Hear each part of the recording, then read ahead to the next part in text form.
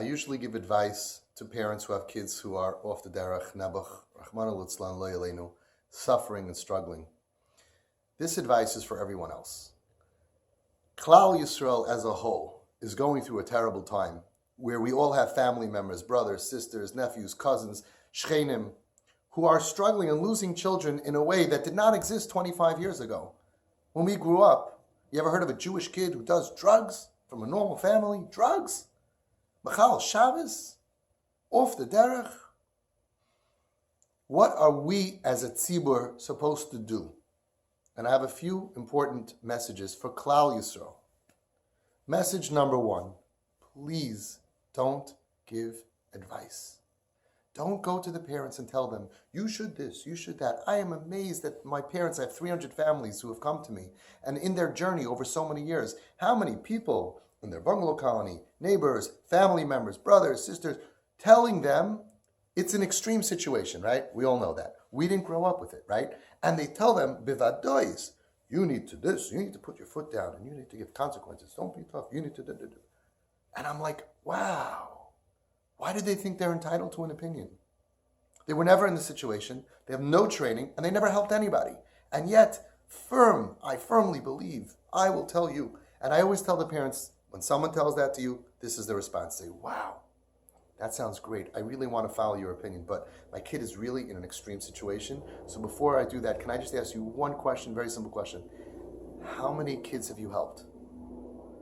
If they're doing it for over 10 years, they're entitled to an opinion. They're an expert. They take it seriously. They give hadracha.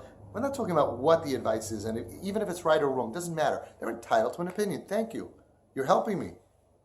If this is not what they do, and they've never helped anybody, you want your kid to be the first person that the heart surgeon ever operated on?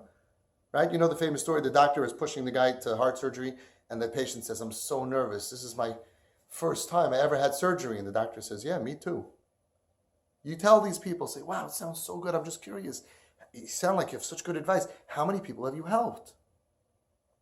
Awkward silence.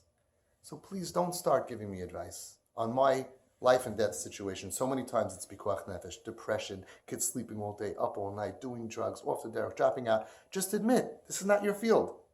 Rabbanim. If you ask your Rav a choshen mishpat, a deep choshen mishpat question, they say, for that you have to go to a dayan, a choshen mishpat dayan. A certain shilas, right? You have to go to an expert. And now every Rav thinks, we're going to give an opinion. You got to lig in the sugya. You got to do this 10, 20, 30, 40 times or get shimush from somebody. Don't give advice that is certain to fail. Just say, I really don't know, I'm sorry, and try to find someone who knows. We don't need to give advice when we don't know. Especially, it's not, what type of lunch should I give my kid tomorrow in school? What do I do? My kid got a 50. It's not a little question.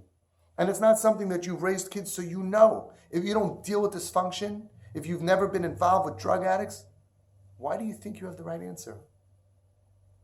Even the parents themselves. Everybody thinks that the answer that they naturally feel is right. Why? Imagine that somebody who had no experience with this would tell you that advice. You would never listen. So why you listen to yourself? We got to definitely do this. We got to definitely do that. I'm not saying whether you're right or not, but if you're right or not, it's going to be just by accident. Find somebody who's doing this for over 10 years. Find someone who has a success rate, a track record, who takes it seriously, who's going to hold your hand.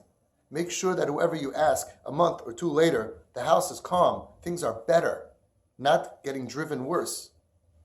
So the message for the 90 or 95% of Klal Yisrael that's watching people all around us, family members, is first of all, please, don't give an opinion.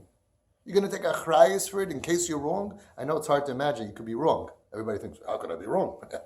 Why? You have no experience. You never dealt with this. So please, no advice. Number two, we have a chiyuv. Al tadinis chavercha ad shetagi elam kaimai. And if you're going to judge, we have a chiyuv, have done is kol adam lekavskos. That's our chiyuv. We have to figure out a way that these kids who are going through these struggles are not wrong. What does it mean? Don't judge somebody. Have done is kol adam lekavskos. No, he's Machal Shabbos. Doesn't apply to him. He dropped out of school. Doesn't apply to him. Yeah, it does. Ask your das Torah. Go for advice. Am I allowed to judge these kids who I don't know, who I'm just looking at and I'm hating them? Of course we love Hashem. Of course we're upset by what we see. What is the Torah's response to seeing what's happening? Find out. I think it says, Havedanas kol adam l'kavschus. And I can tell you, actually working in the field for over 15 years, that they're not wrong. How does that make sense? Go into the field, and then you'll know. My third message is very simple. When you see a family member or a neighbor or someone you know going through this, don't ignore them. Walk over to them. Don't give advice. Go over to them and say, I see that you're having a problem with a child. Don't be embarrassed. Happens to the biggest and the best tzaddikim, rosh yeshivas, rabbanim. It's happening to anybody. Nobody is fazicherd over here. Nobody knows for sure that they're not going to be next. Don't be embarrassed. I want to know your child's name. I'm going to daven and give tzedakah. And if there's anything I can do to support you, please don't hesitate to ask. Can my wife make some meals? Is it hard for your wife? Can my kids come over and visit? What do you need? CHIZUK for me? A shoulder to cry on? I'll always be here for you. That's how you can help. Never fall into the trap of thinking that you know what he should do. Until you're an expert, don't try. I get questions about things that are almost near my field of expertise. And I always tell them, this is the first time I have ever had this question. I think I know the answer, but I don't feel so comfortable playing with your life that you should be my first patient. I think you should go to someone who, the same way that I'm comfortable with the dysfunctional things that I'm used to, find someone who's comfortable with that. Everybody has to be very careful not to advise. There's a boy in Yisrael who was off the derech, sweet boy, nice boy like they usually are, and he wasn't dressed properly, he didn't behave properly according to the family, and he went to his sister's l'chaim. And somebody came over to him and said, "Di belongs nishdu, you don't belong over here." 10 minutes later, the boy killed himself. He hung himself. We don't always know what's happening. We don't always understand the state of mind of these kids. We hear that they're in pain. So it's certainly a suffix that maybe this person who looks like he's having a great time partying and smoking on Shabbos, maybe it's taka pain. The Ated Neman, which is Neman, right? It's in their name, writes 1 out of 5 kids are molested. Crazy, crazy. Whoever heard of such a thing? I don't want to believe that. Everybody can argue with experts. They did research, and everyone thinks, machavek. No. But let's say it's no. So let's say they're wrong. It's 1 out of 7, 1 out of 10. That means every 2nd, 3rd grade, 4th grade Rebbe, out of 30 kids, 2 or 3 or 4 of these kids have been molested. Crazy. Whoever heard of such a thing? We don't know, and we don't have to know, as long as we don't hurt people by giving bad advice. Don't give advice and don't give opinions. Offer your help, your support, to daven and give tzedakah for their child. The Eibush will help, and we should all see emes Yiddish nachas. We should be taken out of this very painful golus, creeping up, an emotional holocaust that's happening to Klal Yisrael.